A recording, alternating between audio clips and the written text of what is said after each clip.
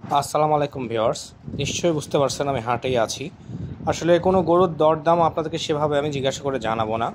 বর্তমানে পরিস্থিতিতে রাজশাহী সিটি হাটে কেমন গরু উঠছে, কী ধরনের গরু পাওয়া যাচ্ছে, সেগুলোরই একটা সামারি আপনাদেরকে আমি দেখাতে চাই। তো এই জোড়া গরুগুলো আমার কাছে ভালো লাগছে। কিছু দেশি গরুর নাম ছিল যেগুলো আসলে এক বাক্যে যে কেউ দেখলেই পছন্দ হয়ে যাবে তার। আমরা আসলে যারা গরু লাভার আছি তারা সুযোগ পেলে হাটে চলে যায়, কারণ সরাসরি গরু দেখে গরুর সম্পর্কে কিছু জানার পরে যে একটা ভালো লাগা কাজ করে, এটা শুধু গরুর লাভাররাই বুঝতে পারবে। সো যখনই সুযোগ পাই এটা আসলে মিস করি না।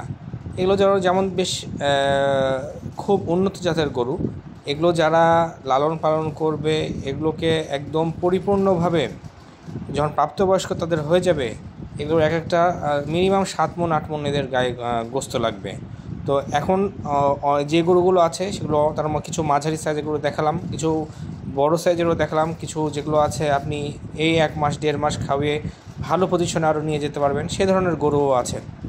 এই ধরনের বড় বলদ আমাদের সবারই পছন্দ। তো আমরা যেন এরকম গরু কিনতে পারি সবাই।